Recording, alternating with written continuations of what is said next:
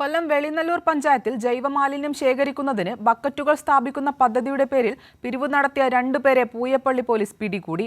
റോഡുവിള ചന്തയിൽ ശുചിത്വ മിഷന്റെ പേരിൽ ബക്കറ്റ് സ്ഥാപിക്കാനെന്ന പേരിൽ വ്യാജ പണപ്പിരിവ് നടത്തിയവരാണ് പിടിയിലായത്. പള്ളിക്കൽ കേക്കേക്കോണം സ്വദേശി അല്ലമീൻ, നിലമേൽ സ്വദേശി മൻഷാദ് എന്നിവരാണ് അറസ്റ്റിലായത്.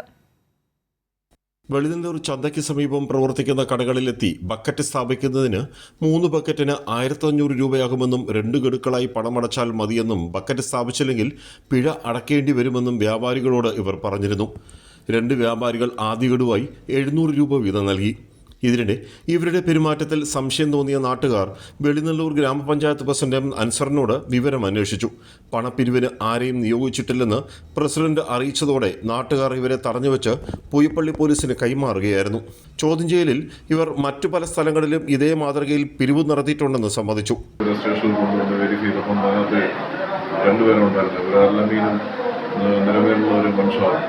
എല്ലമീൻ 5-6 കേസുകളിൽ പ്രതിയാണ്.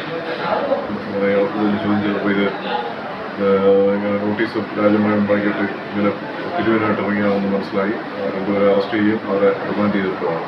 പ്രതികളെ കോടതിയിൽ ഹാജരാക്കി റിമാൻഡ് ചെയ്തു. കൈരളി ന്യൂസ്, കൊല്ലം.